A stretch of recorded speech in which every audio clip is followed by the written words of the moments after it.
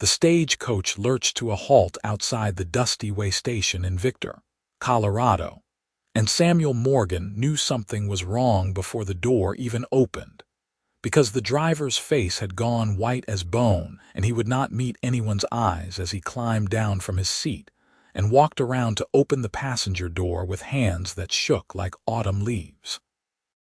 It was September of 1878, and Samuel had been working the ranch outside of town for 3 years now, ever since he turned 21, and decided that drifting from place to place was no way for a man to build a life. He had come into Victor that morning to pick up supplies and check if the new saddle he had ordered from Denver had arrived on the stage, but when the door swung open and the single passenger stepped down into the Colorado sunshine, he forgot all about saddles and supplies and everything else except the woman who stood there blinking in the bright light, like she had forgotten what the sun looked like. She was young, maybe 23 or 24, with dark hair that hung in a tangled braid down her back and a dress that had once been blue calico, but was now faded to the color of old bruises. Her feet were wrapped in strips of cloth that had been tied around broken shoes, and her hands clutched a wool blanket around her shoulders, even though the day was warm. But it was her eyes that made Samuel's breath catch in his throat, because they were the eyes of someone who had seen things that no person should ever have to see, dark and hollow and full of shadows that seemed to move in their depths like living things. The other people gathered around the way station fell silent as she stood there, and Samuel watched as their faces shifted from curiosity to recognition to a kind of horrified understanding. He heard Mrs. Patterson from the general store whisper something to her husband about that poor Jensen girl, and thought she was dead for certain. And then the woman swayed on her feet, and Samuel moved without thinking, crossing the dusty ground in 3 long strides to catch her elbow before she fell. She flinched away from his touch like he had struck her, and he pulled his hand back immediately and held it up where she could see it, palm out and empty. "I am not going to hurt you," he said quietly, and kept his voice as gentle as he would use with a spooked horse. "My name is Samuel Morgan. I have a wagon just over there, and I would be happy to take you wherever you need to go." She stared at him for a long moment, and he could see her trying to decide if he was telling the truth or if this was some kind of trap. Finally, she nodded once, a quick jerky movement, and whispered something so softly that he had to lean closer to hear it. "The Jensen place," she said, and her voice sounded like it had not been used in a very long time, rough and uncertain. "If it is still there." "It is still there," Samuel said, and then, because he could see that she was about to fall over, he added, "Would it be all right if I helped you to the wagon? You look like you could use somewhere to sit down." She hesitated again, and then nodded, and when he offered his arm she took it with fingers that trembled against his sleeve. He could feel how thin she was even through the blanket, all sharp angles and fragile bones, and he walked slowly to give her time to keep her balance on the uneven ground. The other people watched them go, and Samuel could feel their stares like physical things against his back, but nobody said anything or tried to stop them. His wagon was tied up outside the feed store, and he helped her climb up onto the seat and then went around to untie the horses. As he climbed up beside her and took the reins, he saw that she had pulled the blanket tighter around herself and was staring straight ahead at nothing. Her jaw clenched so tight that he could see the muscles jumping in her cheek. The Jensen place was about 4 miles outside of town, back toward his own ranch but in a different direction, and Samuel kept the horses at an easy walk because the road was rutted and he did not want to jostle her any more than necessary. They rode in silence for the first mile, and then she spoke again, still staring straight ahead. "How long has it been?" she asked. Samuel thought about that for a moment, trying to remember what he had heard about the Jensen girl. It had been before his time in Victor, but people in small towns remembered things like that. 2 years, he said finally. Maybe a little more. The Comanche raiding party that came through in the summer of '76. She nodded as if that was what she had expected to hear, but her hands tightened on the blanket until her knuckles went white. My father, she said. My mother. My brother Thomas. I am sorry, Samuel said and meant it. Your father and Thomas were killed in the raid. Your mother passed about a year ago. Fever, I heard. He watched her absorb that information, saw the way her face went even paler and her eyes closed for a moment, but she did not cry. He had the feeling that whatever tears she had were locked up somewhere so deep inside that they might never find their way out. There is an aunt, she said after another long silence. My mother's sister, Catherine. Is she still in Victor? Mrs. Catherine Walsh, Samuel said. She runs the boarding house on Front Street. I can take you there if you would rather go to her than to your family's place. The woman, Zadie Jensen he supposed her name was, shook her head. No, she said. I want to see the house first. I need to see it. So Samuel drove her out to the Jensen homestead, which sat on a piece of land that had been good for farming once, but had gone wild in the 2 years since the family had been killed and Zadie had been taken. The house was still standing, though the windows were broken and the door hung crooked on its hinges, and the fields that her father had plowed were overgrown with tall grass and wildflowers. Samuel pulled the wagon to a stop in front of the porch and sat quietly while Zadie looked at it all, her haunted eyes moving slowly from the house to the barn, to the small plot of land behind the house, where 3 wooden crosses marked the graves of her father, her brother, and eventually her mother. I should not have lived, she said, so quietly that he almost did not hear her. They should have killed me too.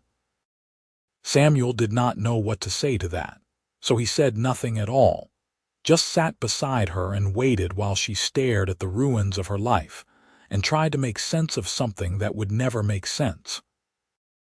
After a while, she climbed down from the wagon without asking for help, and he let her go, watching as she walked slowly up to the house and stood on the porch with her hand on the broken door. She did not go inside. She just stood there for a long time, and then she walked around the side of the house to where the crosses stood in a neat row, and she knelt down in the grass in front of them and bowed her head. Samuel stayed in the wagon and gave her privacy, looking out at the mountains in the distance and thinking about loss and grief, and the kinds of pain that could never be healed, only learned to live with. When she came back to the wagon, her face was wet with tears, but her eyes were dry again by the time she climbed up beside him. Will you take me to my aunt now? She asked, and Samuel nodded and turned the horses back toward town. Catherine Walsh was a widow in her late 40s with iron-gray hair and a no-nonsense manner that hid a kind heart. And when Samuel helped Zadie down from the wagon in front of the boarding house and went to knock on the door, Mrs. Walsh took one look at her niece and let out a sound that was half sob and half prayer. She gathered Zadie into her arms and held her tight, and Zadie stood there stiffly for a moment before her arms came up, and she clutched at her aunt like a drowning person clutches at driftwood. "Oh, my dear girl," Mrs. Walsh said, her voice breaking. "Oh, my sweet girl, we thought you were gone. We thought we would never see you again." Samuel stepped back to give them space, and Mrs. Walsh looked over Zadie's shoulder at him with tears streaming down her face. "Thank you," she said. "Thank you for bringing her home." "No thanks needed," Samuel said and tipped his hat to them both. "If there is anything you need, my ranch is about 6 miles out on the North Road. The Circle M. Anyone in town can give you directions." Mrs. Walsh nodded and started to guide Zadie inside. But before they went through the door, Zadie turned back and looked at Samuel with those haunted eyes. "Thank you," she said, and her voice was still rough and uncertain, but there was something in it that had not been there before. Some small spark of something that might have been gratitude or hope, or just the simple human need to acknowledge kindness when it was offered.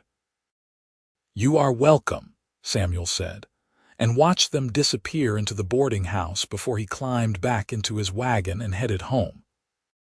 He told himself that he had done what anyone would have done, that there was nothing special about helping a woman who needed help. But as he drove through the fading afternoon light, he could not stop thinking about Zadie Jensen and her haunted eyes, and the way she had flinched away from his touch, like she expected to be hurt. He wondered what had happened to her in the 2 years she had been gone, what she had seen and suffered and survived. And then he told himself firmly that it was none of his business, and that she would tell people what she wanted them to know when she was ready. The problem was that the people of Victor, like people in small towns everywhere, were not content to wait for Zadie to tell them anything. Within a week, the rumors had started to spread, whispered conversations in the general store and the saloon and the church after Sunday services. Some people said she had been kept as a slave by the Comanche. Others said worse things that made Samuel's jaw clench with anger when he heard them. There were those who looked at her with pity and those who looked at her with judgment, and there were even a few who suggested that maybe she should not have come back at all, that a decent woman would have found a way to die rather than live through whatever it was she had lived through. Samuel heard all of this because he made it his business to hear it, coming into town more often than he usually did on the excuse of needing supplies or checking his mail or having a drink at the saloon. What he was really doing was listening, and when he heard people saying cruel things about Zadie Jensen, he made sure they knew he did not appreciate it. "That woman has been through hell and back," he said one evening to a group of men at the saloon who were speculating about what the Comanche had done to her. "The least we can do is show her some respect and leave her in peace." One of the men, a rancher named Bill Tucker who had too much whiskey in him and too little sense, laughed and said something crude about how maybe she had not minded it so much if she had survived 2 years of it.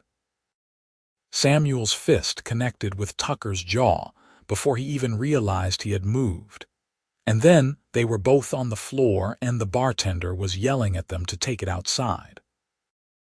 They did not take it outside because Tucker's friends pulled him away and Samuel's friends, the few he had, pulled him away.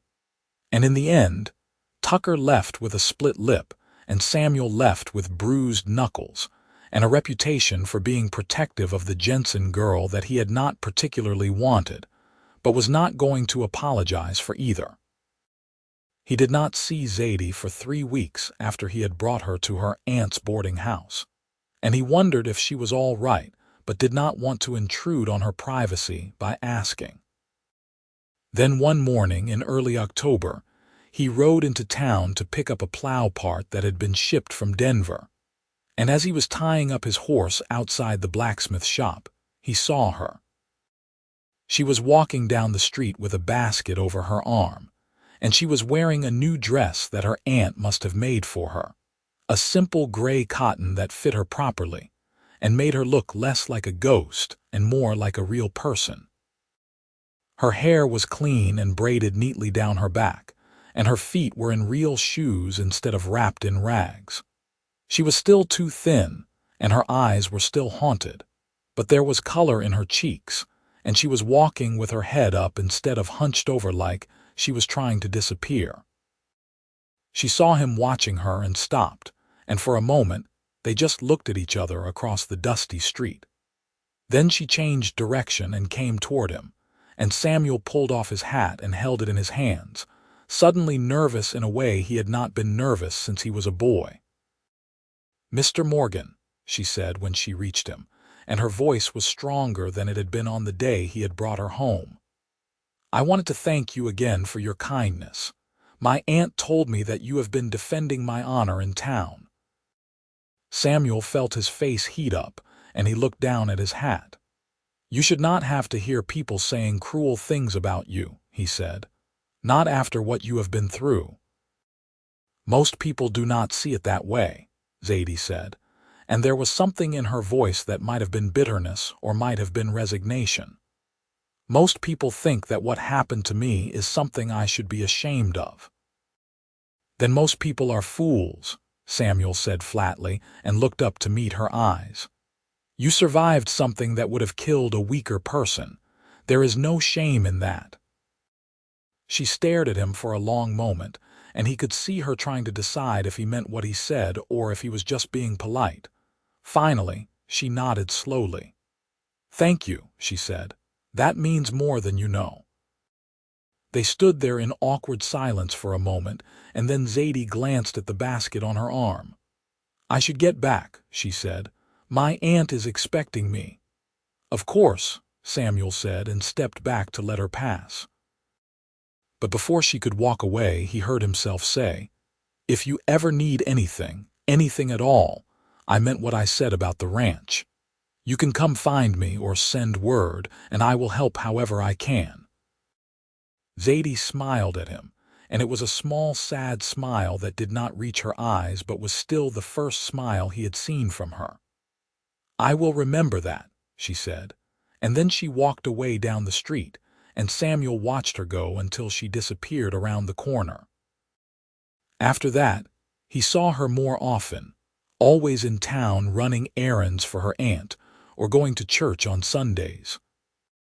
She never stopped to talk to him beyond a polite greeting, but he noticed that she seemed to be getting stronger, filling out a little as her aunt fed her, and the color coming back into her face as the days passed. She still had that haunted look in her eyes, still flinched sometimes when people came up behind her or raised their voices, but she was learning to live in the world again, and Samuel found himself admiring her strength even as his heart ached for what she had lost. November came and brought cold winds down from the mountains, and Samuel was busy preparing the ranch for winter, making sure the barn was tight and the woodpile was stacked high, and the cattle had enough feed to make it through the snowy months. He had 3 ranch hands who worked for him, good men who did not gossip and did not ask questions, and together they worked from dawn to dusk getting everything ready. It was on a cold afternoon in mid-November when he was in town buying supplies that he saw Zadie again, and this time she looked upset. She was standing outside the church talking to Reverend Harris and his wife, and even from a distance, Samuel could see that Mrs. Harris was saying something that was making Zadie's face go pale and tight. He could not hear what was being said, but he saw Mrs. Harris look Zadie up and down with a pinched expression and say something else, and then Zadie turned and walked away quickly, her head down and her shoulders hunched. Samuel tied off his horse and followed her, catching up as she reached the edge of town where the buildings gave way to open land. Miss Jensen, he called, and she stopped and turned, and he could see that she was fighting back tears. What happened? He asked and kept his voice gentle even though he was angry at whatever had put that look on her face. Nothing, she said, but her voice shook. It does not matter. It does matter, Samuel said. What did Mrs. Harris say to you? Zadie looked away, staring out at the mountains. She said that I should not come to church anymore, she said finally. She said that my presence there was upsetting to some of the ladies, and that it would be better if I worshipped at home until people had time to adjust to my return. Samuel felt a surge of anger so hot and bright that he had to take a deep breath before he could speak. That is wrong, he said. That is cruel and wrong, and you have every right to go to church just like anyone else. Do I? Zadie asked, and now she did look at him, and her eyes were full of pain and anger and a kind of defiant despair. Do I have that right, Mr. Morgan? Because from where I stand, it seems like the people of this town have decided that I am not fit to be among decent folk anymore. And maybe they are right. Maybe I am not the same person I was before. Maybe I am something else now, something broken and wrong, and maybe it would be better for everyone if I just disappeared again." "No," Samuel said, and his voice came out harder than he meant it to, sharp and commanding. "That is not true. You are not broken. You are not wrong. You are a woman who survived something terrible, and if the people of this town cannot see that and respect you for it, then they are the ones who are wrong, not you." Zadie stared at him, and he could see that she wanted to believe him but could not quite let herself. "You do not know what happened to me," she said quietly. "You do not know what I did, what I had to do to stay alive." "You are right," Samuel said. "I do not know, but I do not need to know. Whatever you did because you had to, and there is no shame in that. Do you hear me? There is no shame in surviving." She looked at him for a long moment, and then something in her face seemed to crack, and she covered her mouth with her hand and turned away. Her shoulders shook with silent sobs, and Samuel stood there feeling helpless and angry and wishing he could do something, anything, to take away her pain. "I am sorry," he said. "I did not mean to upset you." "You did not upset me," Zadie said, and her voice was muffled behind her hand. "You are the first person who has said those things to me. Everyone else looks at me with pity or judgment, but you look at me like I am still a human being, and I did not realize how much I needed that until just now." Samuel waited until she had composed herself, and then he said carefully, "Miss Jensen, I know this is forward of me, and you can say no if you want, but would you like to come out to my ranch for dinner sometime? My housekeeper, Mrs. Martinez, is a good cook, and it might be nice for you to have a meal somewhere that is not in town where people are staring at you." Zadie turned back to look at him, and he could see the uncertainty in her eyes. "I do not know if that would be proper," she said. "Mrs. Martinez will be there as chaperone," Samuel said. "And I give you my word that I would never do anything to compromise your reputation or make you uncomfortable. I just thought you might like a break from all the gossip and judgment." Zadie hesitated, and then she nodded slowly. "All right," she said. "Thank you, that would be nice." They arranged for Samuel to pick her up the following Sunday after church, assuming the Harrises did not bar the doors to keep her out, and when he drove away that afternoon, he felt lighter than he had in weeks, like something good was finally happening in a world that had been too full of cruelty and pain. Sunday came, and Samuel put on his best shirt and cleaned his boots, and told Mrs. Martinez that they would have a guest for dinner. Mrs. Martinez, who was a widow in her 50s and had been keeping house for Samuel since he bought the ranch, raised an eyebrow at him but did not ask questions. Just started cooking enough food for a small army the way she always did when there was company coming. Samuel drove into town and found Zadie waiting outside the boarding house, wearing the same gray dress, but with a shawl wrapped around her shoulders against the cold. She climbed up into the wagon and they drove out to the ranch in comfortable silence, and when they arrived, Samuel helped her down and showed her around the property. The Circle M was not a big ranch by some standards, but it was well kept and prosperous, with a sturdy house that Samuel had built himself, and a barn that could hold 20 horses and a bunkhouse for the ranch hands.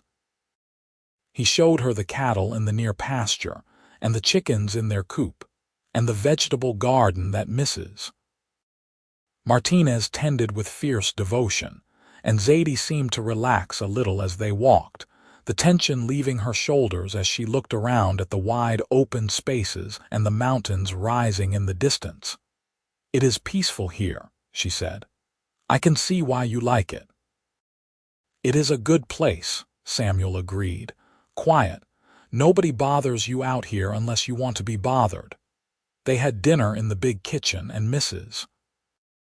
Martinez had outdone herself with roast chicken and mashed potatoes and fresh bread and apple pie, and Samuel watched as Zadie ate like she was starving, which maybe she was in a way that had nothing to do with food.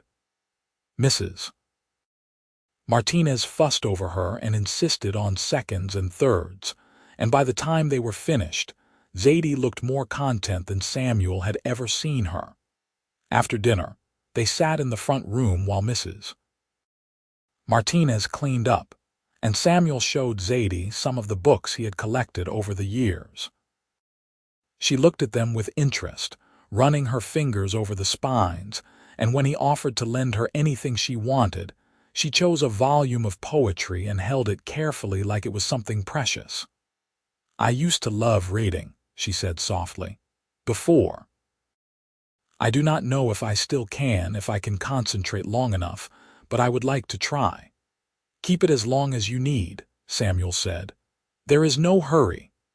They talked for a while about small things, safe things, like the weather and the ranch and what winter would be like in the mountains. Samuel told her about growing up in Missouri and drifting west after his parents died.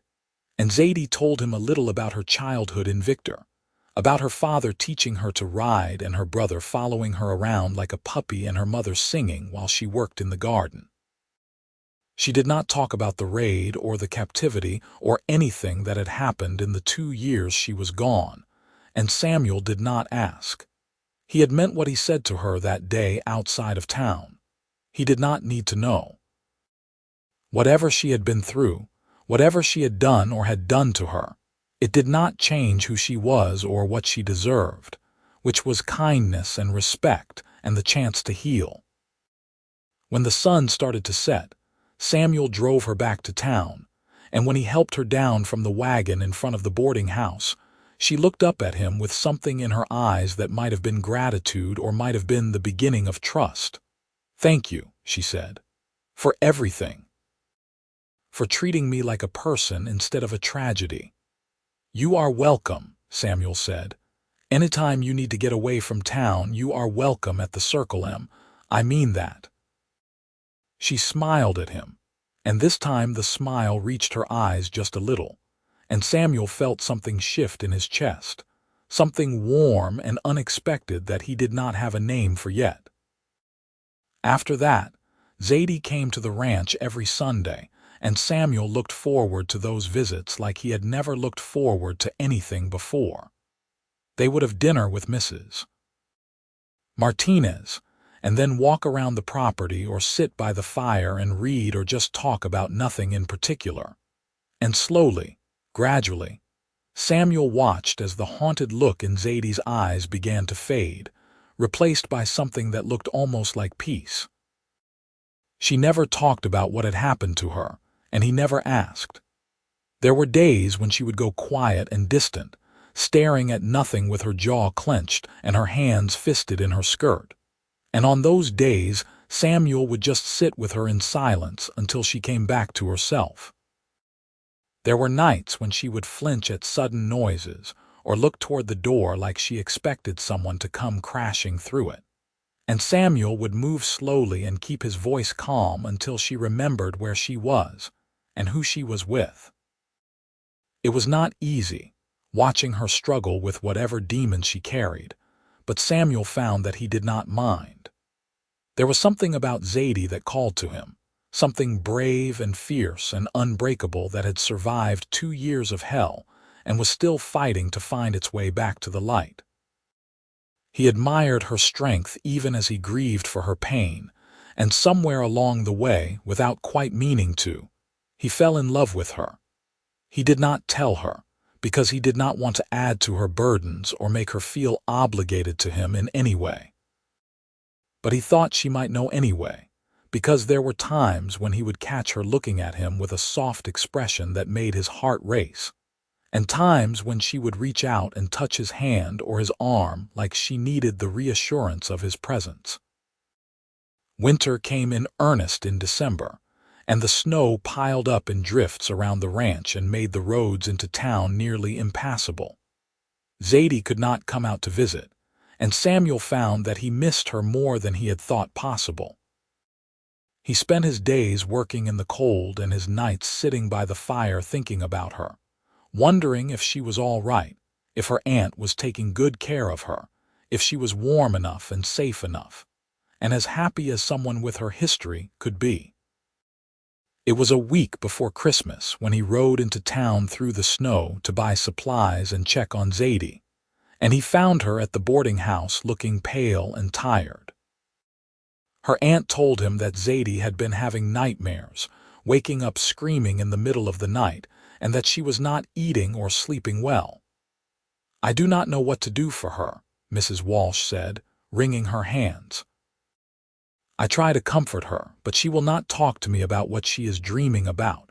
She just says she is fine and goes back to her room." Samuel asked if he could see her, and Mrs. Walsh nodded and took him upstairs to the small room where Zadie was staying. He knocked softly on the door, and when Zadie opened it and saw him standing there, something in her face seemed to ease. "Samuel," she said, and it was the first time she had called him by his first name. "What are you doing here?" "I came to see if you were all right," he said. "Your aunt said you have been having nightmares." Zadie looked away, and he could see the shame and embarrassment in the set of her shoulders. "They will pass," she said. "They always do eventually." "Can I come in?" Samuel asked. "Just to talk for a minute." Zadie hesitated, and then she opened the door wider and let him in. The room was small and neat, with a bed and a dresser and a chair by the window, and Samuel sat in the chair while Zadie perched on the edge of the bed with her hands folded in her lap. "I do not like winter," she said abruptly. "It reminds me of the second winter I was gone. It was so cold, and there was never enough food, and I thought I was going to die. Every night I thought that I would not wake up in the morning, and some nights I hoped I would not." Samuel felt his throat tighten, but he kept his voice steady. "But you did wake up," he said. "You survived, and now you are here and you are safe, and winter will pass like it always does." "I know that," Zadie said, and her voice cracked. "I know that in my head, but my dreams do not know it. In my dreams I am still there, still cold and hungry and afraid, and when I wake up, I cannot remember for a minute where I am, and I panic." "That sounds terrifying," Samuel said gently. "I am sorry you are going through that." Zadie looked up at him, and her eyes were full of tears. "Why are you so kind to me?" she asked. "Why do you care about what happens to me? You do not even know me, not really. You do not know what I did or what was done to me. You do not know if I am worth caring about." Samuel leaned forward and looked her straight in the eye. "I know enough," he said. "I know that you are strong and brave, and that you are fighting every day to survive what happened to you. I know that you deserve kindness and compassion, and someone who will stand by you no matter what. And I care about you because I want to, because you matter to me, and because I think maybe you need someone in your life who is not going to ask you to explain yourself or justify your existence." Zadie stared at him, and a tear slipped down her cheek. "I do not know if I can ever be normal again," she whispered. "I do not know if I can ever be the person I was before." "You do not have to be," Samuel said. "You can be whoever you are now, whoever you are becoming. That is enough. You are enough." She broke then, the way he had seen her almost break before, and she covered her face with her hands and wept, great shaking sobs that seemed to come from somewhere deep inside. Samuel wanted to go to her, to hold her and comfort her, but he did not know if she would want that, so he just sat there and let her cry until she was finished. When she finally looked up, her face was blotchy and wet, but her eyes were clearer than he had seen them in a long time. "Thank you," she said hoarsely. "I think I needed to hear that." "Anytime," Samuel said, and meant it. He stayed for another hour, just talking with her about small things until she seemed calmer, and then he said goodbye and rode back to the ranch through the snow. But he could not stop thinking about her, about the pain in her voice when she talked about not being able to be normal again, and he made a decision that he had been putting off for weeks. He was in love with Zadie Jensen, and he wanted to be there for her. not just as a friend but as something more.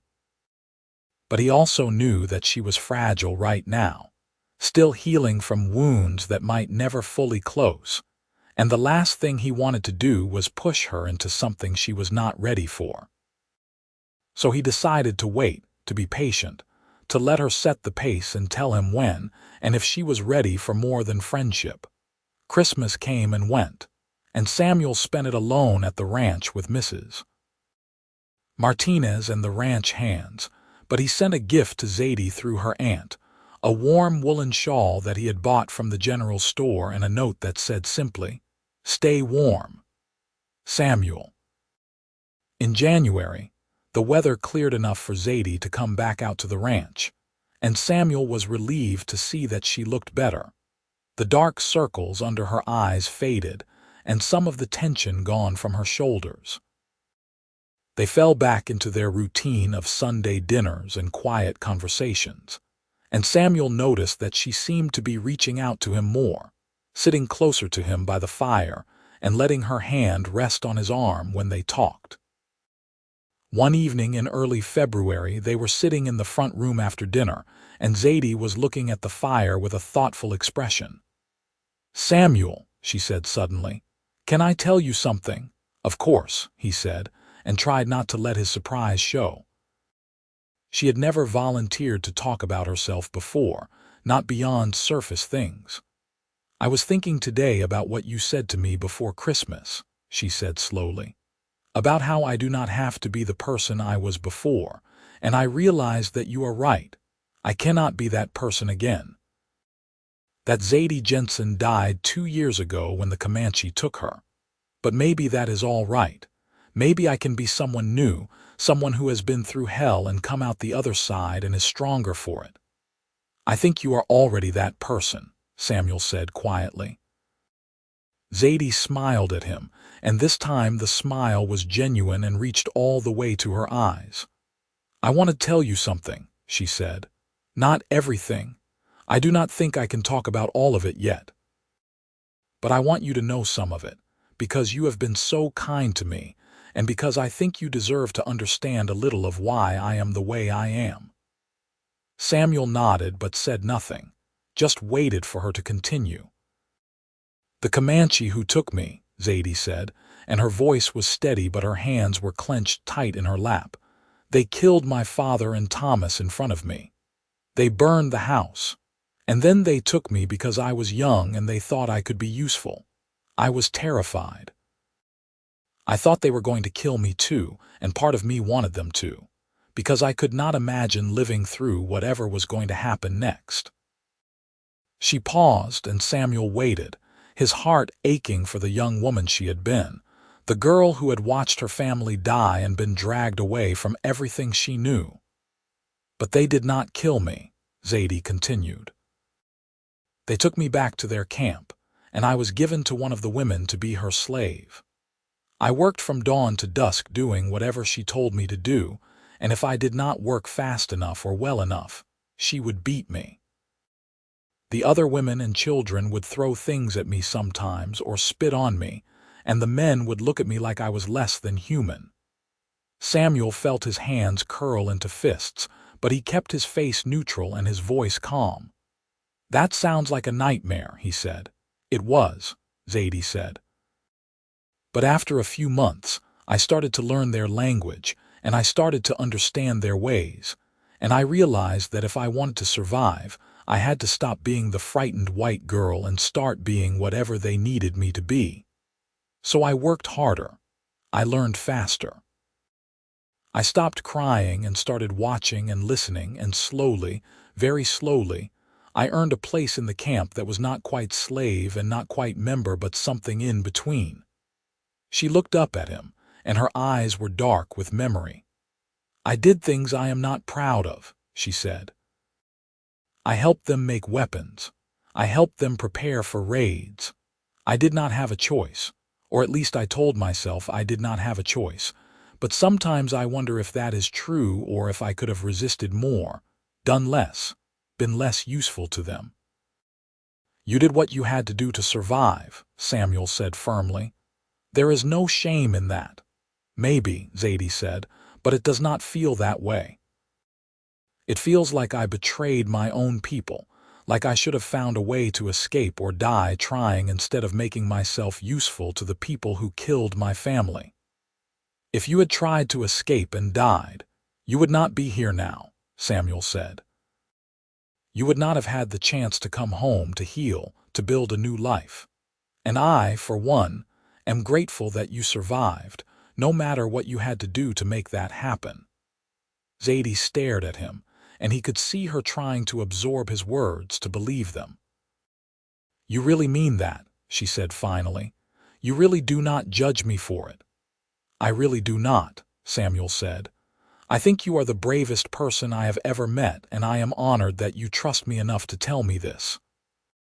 She smiled at him, and it was a sad smile but a real one, and then she reached out and took his hand in hers. Her fingers were cold and small in his larger, calloused hand, but her grip was firm. Thank you, she said, for listening, for not asking questions, for just being here. Always, Samuel said, and meant it with every fiber of his being. After that night, something shifted between them. Zadie continued to come to the ranch every Sunday, but now there was an ease between them that had not been there before. A comfort and trust that came from Zadie having shared part of her story, and Samuel having proven that he could be trusted with it. They talked more freely, laughed more often, and Samuel noticed that Zadie was smiling more, that the haunted look in her eyes was fading, that she was slowly, gradually, becoming whole again. In March, the snow began to melt, and the first signs of spring appeared in the greening grass and the wildflowers that dotted the hillsides. Samuel took Zadie riding around the ranch property, and she proved to be an excellent horsewoman, sitting easy in the saddle and laughing as they galloped across the open meadows. It was the first time he had heard her really laugh, and the sound of it made his heart soar. They stopped by a creek to let the horses drink, and they sat on a fallen log and watched the water flow by, clear and cold from the snowmelt. Zadie leaned her head on Samuel's shoulder, and he put his arm around her carefully, giving her time to pull away if she wanted to. But she did not pull away. She just sat there with her head on his shoulder and his arm around her, and they watched the creek and listened to the birdsong and felt the warm spring sun on their faces. I never thought I would feel this way again, Zadie said softly. Happy, content, safe. I thought those feelings were gone forever. You deserve to feel this way, Samuel said. You deserve happiness and peace and all the good things life has to offer. Zadie lifted her head and looked at him, and there was something in her eyes that made his breath catch. Samuel, she said, and her voice was tentative, uncertain. I think I am falling in love with you. I do not know if that is a good idea or a terrible mistake, but I cannot seem to stop it from happening. Samuel felt his heart slam against his ribs, and he turned to face her fully, taking both of her hands in his. It is not a mistake, he said. I am in love with you too. I have been for months now, but I did not want to say anything because I did not want to rush you or make you feel like you owed me anything. I do not feel like I owe you anything, Zadie said. I feel like you gave me back my life, my hope, my belief that I could be more than just a broken thing that survived something terrible. You made me feel human again, Samuel. You made me feel like I mattered.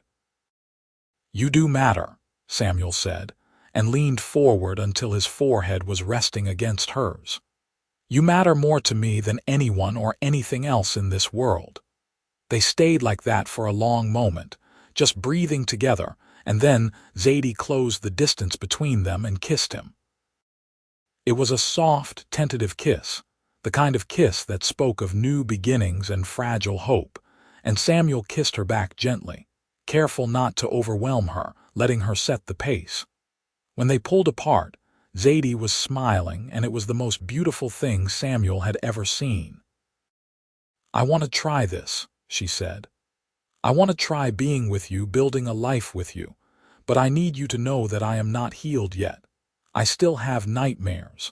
I still have days when I cannot stand to be touched or when I panic for no reason. I am still figuring out how to live in this world again." "I know," Samuel said, "and I am not going anywhere. We will figure it out together at whatever pace you need. There is no rush. We have all the time in the world." Zadie nodded, and then she leaned into him again, and they sat by the creek until the sun started to set and the air turned cool. When they rode back to the ranch, Samuel felt lighter than he had in years, like something that had been missing from his life had finally clicked into place. Over the next few months, Samuel and Zadie courted in the old-fashioned way, with Sunday dinners and rides around the ranch and long conversations by the fire. Mrs. Martinez served as chaperone and cheerleader, clearly delighted that Samuel had found someone, and she fussed over Zadie like she was already part of the family. The ranch hands accepted Zadie without question, tipping their hats to her respectfully and making sure to be on their best behavior when she was around. In town, the reaction was more mixed. Some people were happy for Zadie, glad to see her healing and building a new life. Others were scandalized, whispering that Samuel Morgan must not know what he was getting into, or that Zadie Jensen had no business trying to be with a decent man after what she had been through. Samuel heard the gossip and ignored it, and Zadie heard it and tried to do the same, though he could see that it hurt her. "Let them talk," he told her one day when she came to the ranch looking upset after a trip into town. "Their opinions do not matter. All that matters is what we feel for each other." "But what if they are right?" Zadie asked. "What if I am too broken to be a good wife to you? What if I can never give you the normal life you deserve?" "I do not want a normal life," Samuel said. "I want a life with you in it, however that looks. If that means dealing with nightmares or bad days or whatever else comes our way, then that is what we will do, together." Zadie looked at him for a long moment, and then she threw her arms around his neck and held on tight. "How did I get so lucky?" she whispered into his shoulder.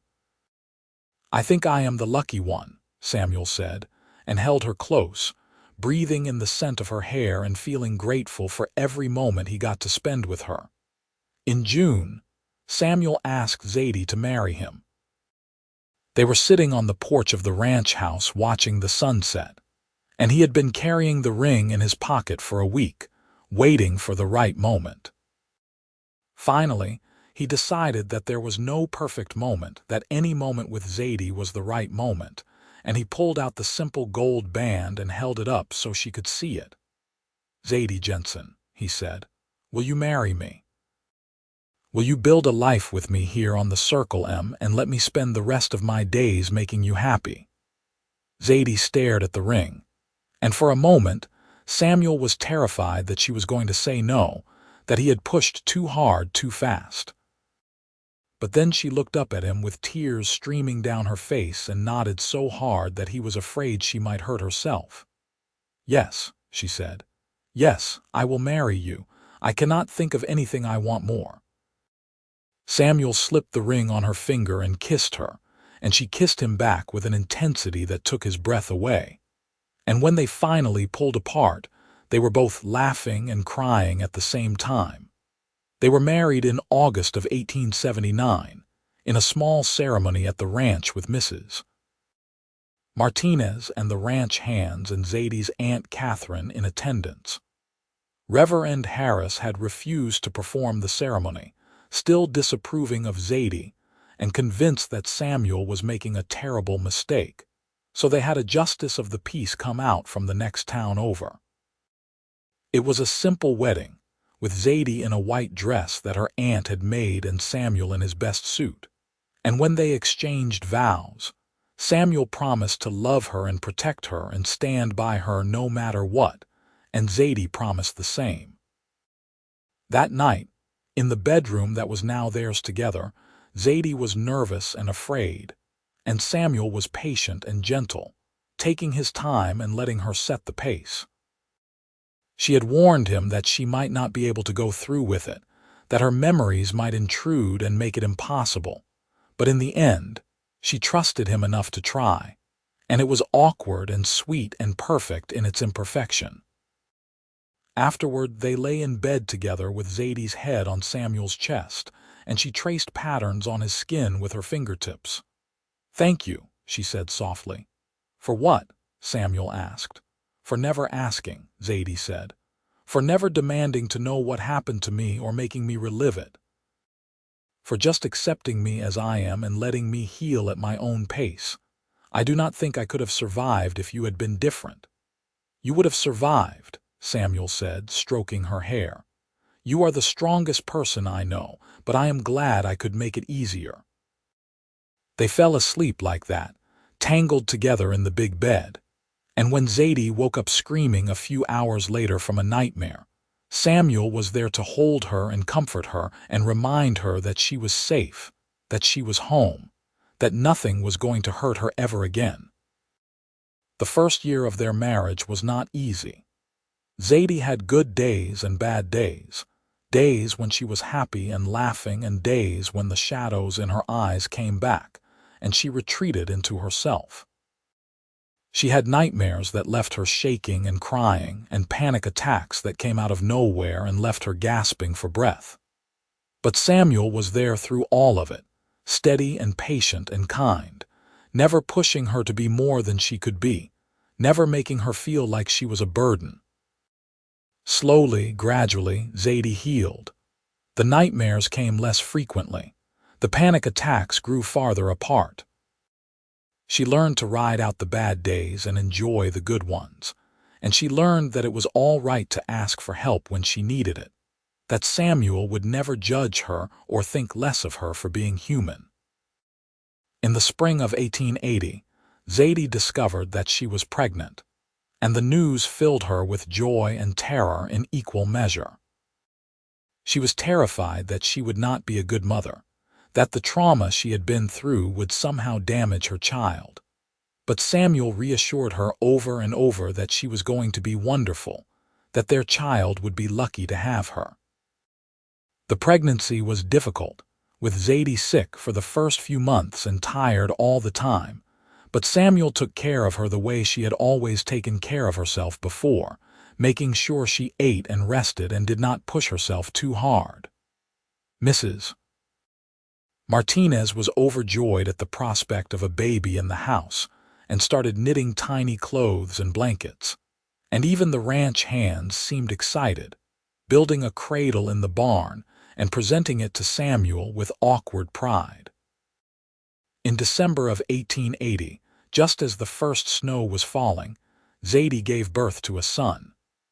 The labor was long and hard, and there were moments when Samuel was terrified that he was going to lose her, but in the end, both mother and baby came through healthy and whole. They named the boy James, after Samuel's father, and when Samuel held his son for the first time, he felt a love so fierce and overwhelming that it brought tears to his eyes. Zadie was a natural mother, despite her fears. She nursed James and rocked him and sang to him in a voice that was soft and sweet. And Samuel watched her with their son and fell in love with her all over again. She was still haunted sometimes, still had days when the shadows came back, but now she had something else to hold on to, something pure and good and untouched by the darkness of her past. As James grew from a baby to a toddler, the ranch prospered. Samuel bought more cattle and more land, and the Circle M became one of the most successful ranches in the area. Zadie managed the household and helped with the bookkeeping, proving to have a head for numbers that Samuel had never suspected. And together they built a life that was full of hard work and love and laughter. In the town of Victor, people eventually stopped gossiping about Zadie Jensen Morgan. Some of them still looked at her with judgment or pity, but most of them came to accept that she was part of the community now, that she had earned her place through sheer force of will and the support of a man who loved her unconditionally. Mrs. Harris never did apologize for her cruelty. But Reverend Harris eventually came around, stopping by the ranch one day to offer his belated congratulations on their marriage and the birth of their son. In 1882, Zadie gave birth to a daughter, a beautiful little girl with dark hair and Samuel's blue eyes. They named her Grace, because Zadie said that was what Samuel had given her when she needed it most, and Samuel did not argue because he thought it was the perfect name. Grace was a happy baby, always laughing and smiling, and James adored his little sister, following her around and trying to help take care of her even though he was only 2 years old himself. Life on the Circle M settled into a comfortable rhythm. Samuel worked the ranch with his men, Zadie managed the household and raised the children, and Mrs. Martinez kept everything running smoothly in the background. They had Sunday dinners with Aunt Catherine, who doted on her great-niece and great-nephew, and they took trips into town for supplies and church, and the occasional social event. Zadie still had nightmares sometimes, and there were still days when she would go quiet and distant, but they were fewer and farther between now. She had learned to talk about what she was feeling, to let Samuel help her through the bad times, and he had learned to read the signs and know when she needed space and when she needed comfort. In 1884, Zadie and Samuel were sitting on the porch watching James and Grace play in the yard when Zadie said something that made Samuel's heart clench with emotion. "You know," she said, "I used to think that what happened to me was the end of my life, that I would never be happy or whole again. But I was wrong. It was not the end. It was just a terrible, painful chapter that I had to survive to get to the next part. And this part, this life we have built together, is better than anything I could have imagined before." Samuel took her hand and squeezed it gently. "I am glad you survived," he said. "I am glad you came back. I cannot imagine my life without you in it." "I am glad too," Zadie said, and leaned her head on his shoulder the way she had that day by the creek years ago. "I am glad I found you. I am glad you never asked me to explain. I am glad you just loved me for who I am, not who I was or who I might have been." They sat there in the fading light, watching their children play and listening to the sounds of the ranch settling down for the night, and Samuel felt a contentment so deep and profound that it was almost painful. He had everything he had ever wanted, everything he had not even known he needed, and it was all because of the haunted woman who had stepped off a stagecoach 4 years ago and changed his life forever. Years passed, and the Circle M continued to thrive. James grew into a strong, serious boy who loved working with the cattle and following his father around the ranch. Grace grew into a bright, curious girl who loved reading and asking questions and helping her mother in the kitchen. In 1886, Zadie gave birth to another son, Thomas, named after her brother who had died in the raid. And in 1888, she gave birth to another daughter, Catherine, named after her aunt. The ranch house was always full of noise and laughter and the chaos of children growing up, and Samuel loved every minute of it. He loved watching Zadie with their children, the way she was patient and kind and fierce in her protection of them. He loved the way she had transformed from the broken, haunted woman he had first met into a strong, confident mother and wife who knew her own worth and would not let anyone make her feel less than she was. In 1890, when Zadie was 35 and Samuel was 33, they took a trip back to the old Jensen homestead. The house was still standing, though it was more dilapidated than ever, and the crosses on the graves were weathered and worn. Zadie stood in front of her family's graves and told them about her life, about Samuel and the children and the ranch. And Samuel stood beside her with his arm around her waist and felt grateful that she had survived to build this life, that she had been strong enough to endure and brave enough to love again. "I think they would be proud of you," Samuel said when she was finished. "I hope so," Zadie said. "I hope they know that I never forgot them, that I carried them with me even when I was gone, and that I am living the life they would have wanted for me." They stood there for a while longer, and then they went back to the wagon and drove home to the Circle M, where their children were waiting with Mrs. Martinez and Aunt Catherine. That night, they had a big family dinner, and the house was full of noise and warmth and love. And Samuel looked around the table at his family and felt a satisfaction so complete that he could not imagine wanting anything more. As the years went on, the children grew up and started lives of their own. James took over more and more of the ranch work, eventually becoming Samuel's right-hand man and learning everything there was to know about running the Circle M.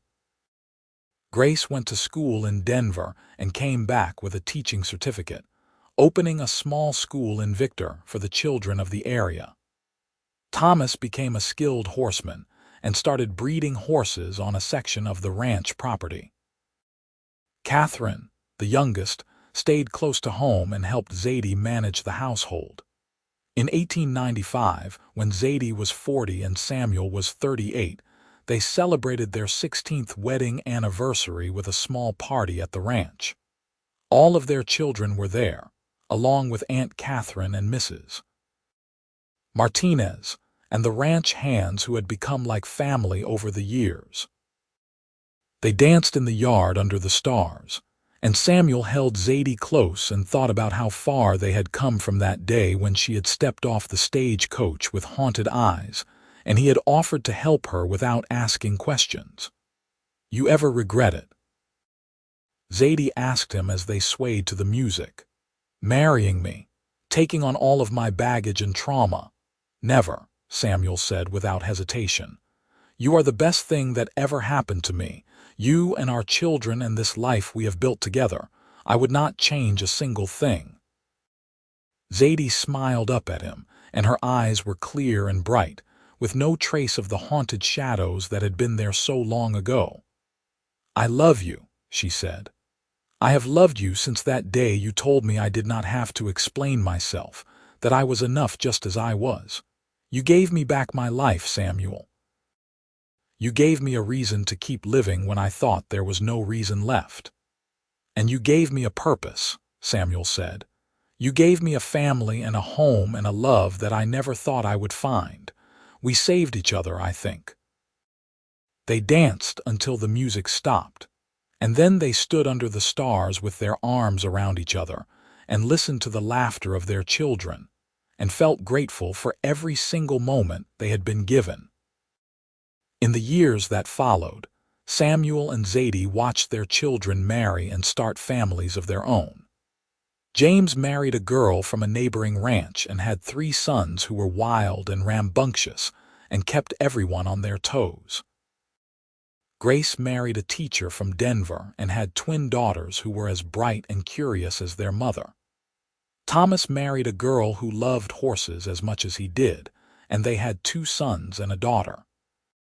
Catherine married the new doctor in Victor, a kind young man who adored her, and they had a son and 2 daughters. The Circle M expanded to accommodate the growing family, with new houses built on the property for the children and their families. Sunday dinners became massive affairs, with dozens of people crowded around tables that had been pushed together. And Samuel and Zadie presided over it all with joy and satisfaction. In 1905, when Zadie was 50 and Samuel was 48, they became great-grandparents for the first time when James's oldest son had a daughter. Zadie held the tiny baby in her arms and cried tears of joy, and Samuel stood beside her and thought about how miraculous it was that this beautiful new life existed, because Zadie had been strong enough to survive 2 years of captivity and brave enough to build a new life afterward. "She is perfect," Zadie whispered, looking down at the baby with wonder. "She is," Samuel agreed, "just like her great-grandmother." Zadie laughed and shook her head. "I am not perfect," she said. I am just someone who survived and learned to live again. That is all." "That is everything," Samuel said, and kissed her forehead. They spent their later years in contentment, watching their family grow and the ranch prosper. Samuel taught his grandsons how to rope and ride, and Zadie taught her granddaughters how to cook and sew and stand up for themselves. They took long walks around the property, hand in hand, and talked about everything and nothing. And they sat on the porch in the evenings watching the sun set over the mountains and feeling grateful for the life they had built together. Zadie still had occasional nightmares, even in her later years, but they were faint echoes now, distant memories that could not touch the happiness of her present. She had long since made peace with what had happened to her, accepting it as a part of her story but not the defining feature of who she was.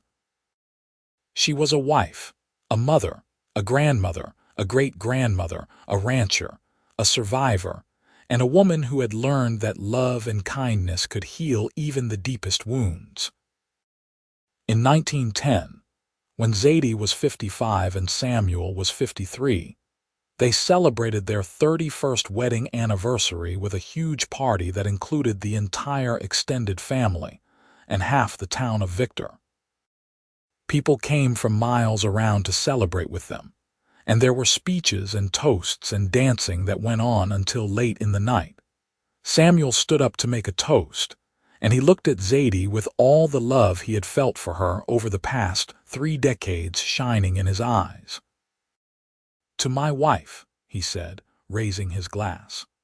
"The strongest, bravest, most remarkable woman I have ever known.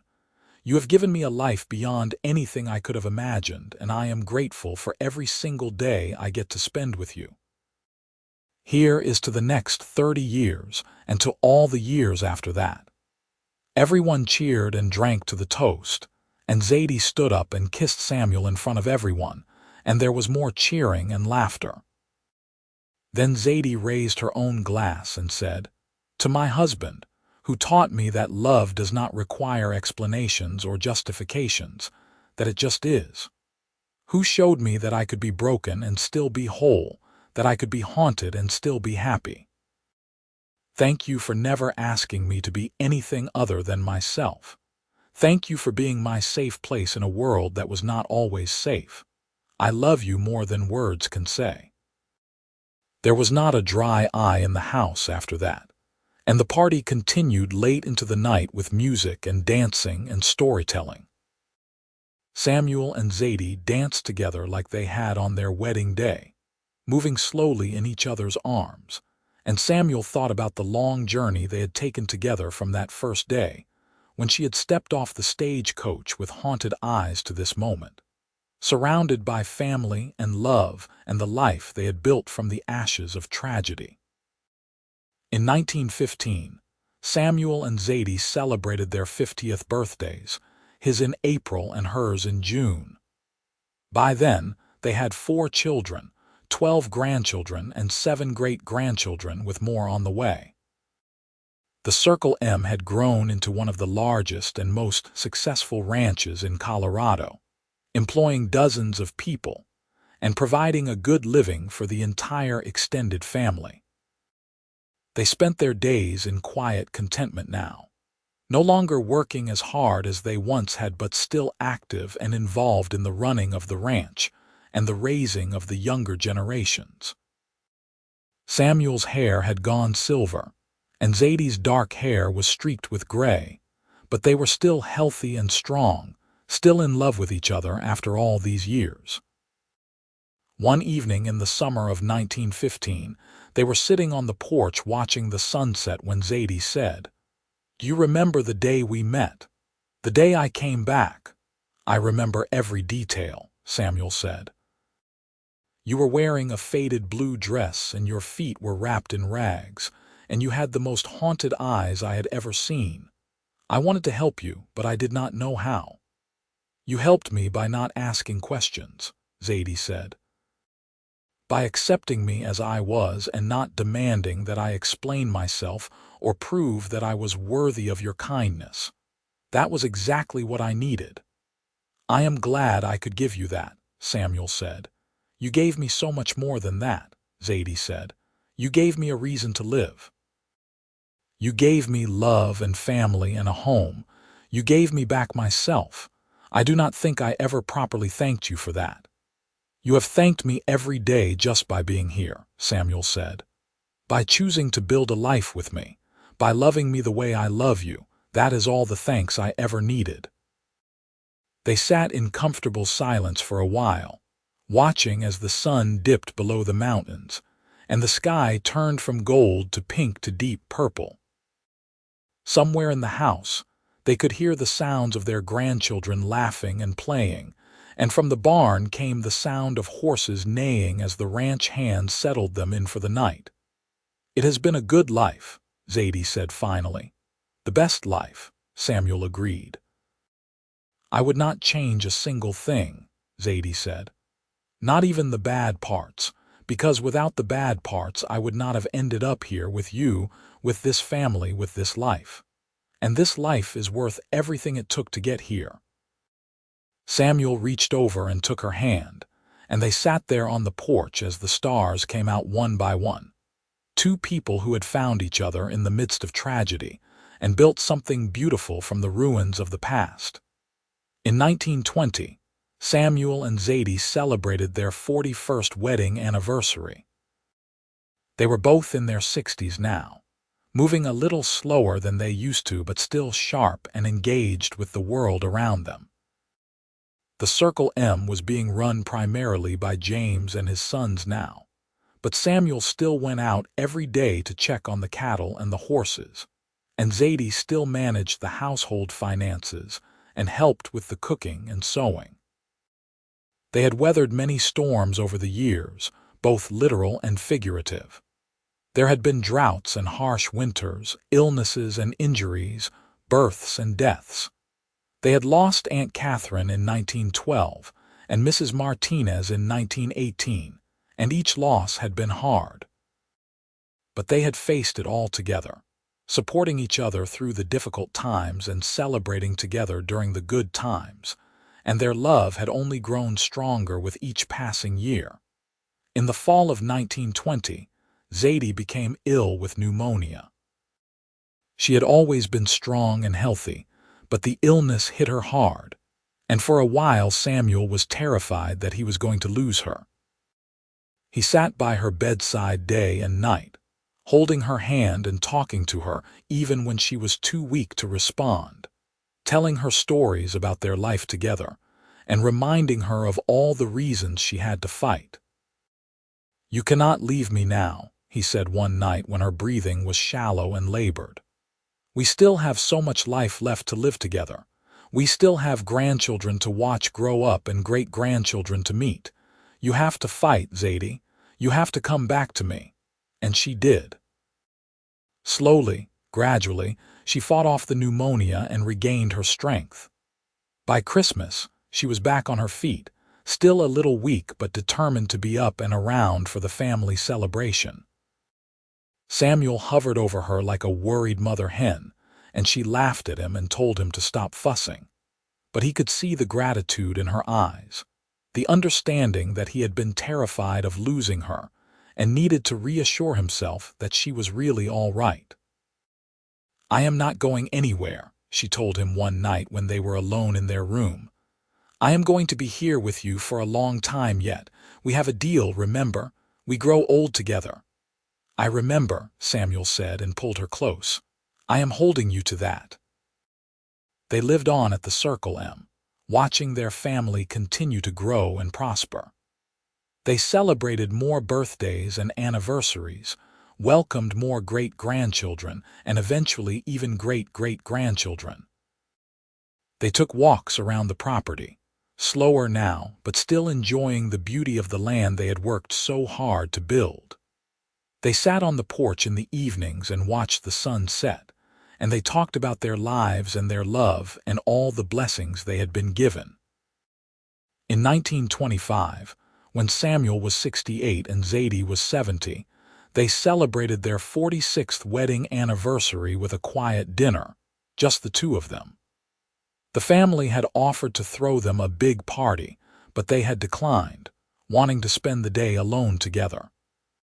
46 years, Zadie said, shaking her head in wonder. Where did the time go? It went into building this life, Samuel said. Into raising our children and loving each other and being happy. It went into all the best places. It did, Zadie agreed. I have been so happy with you, Samuel. Happier than I ever thought possible when I was that scared, broken girl on the stagecoach. You gave me a life worth living. And you gave me a purpose, Samuel said. You gave me someone to love and protect and build a future with. I cannot imagine my life without you in it. You will never have to, Zadie said. I plan to be around for a very long time yet. We still have adventures to have after all, Samuel laughed. What kind of adventures can two old people have? Any kind we want, Zadie said with a smile. That is the beauty of getting old. We can do whatever we please and nobody can tell us otherwise. They spent the rest of the evening talking and laughing, reminiscing about their life together and making plans for the future. And when they finally went to bed that night, they fell asleep in each other's arms the way they had done for 46 years. Two people who had found each other against all odds and built a love that would last forever. Samuel and Zadie Morgan lived on the Circle M for the rest of their lives, surrounded by the family they had created and the land they had worked so hard to build. They saw their children grow old and their grandchildren have children of their own, and they were part of a legacy that would continue long after they were gone. When Samuel passed away peacefully in his sleep in 1932 at the age of 75, Zadie was beside him, holding his hand and telling him that she loved him. She mourned him deeply, but she also celebrated the incredible life they had built together and the love that had sustained them through everything. Zadie lived for another 5 years after Samuel died, staying active and involved in the ranch and the family until the very end. She passed away in 1937 at the age of 82. Surrounded by her children and grandchildren and great-grandchildren, all of whom loved her and respected her for the strong, brave woman she had been. They buried her next to Samuel on a hillside overlooking the Circle M, with a simple headstone that read, Zadie Jensen Morgan, beloved wife, mother, and survivor. And on quiet evenings when the sun set over the mountains, the family would gather on the porch and tell stories about Samuel and Zadie, about the cowboy who had never asked her to explain and the woman who had come back from captivity with haunted eyes and built a life more beautiful than anyone could have imagined. Their love story became a legend in the family, passed down from generation to generation, as an example of what true love looks like, of how kindness and patience and acceptance can heal even the deepest wounds, and of how two broken people can come together and create something whole and beautiful and lasting.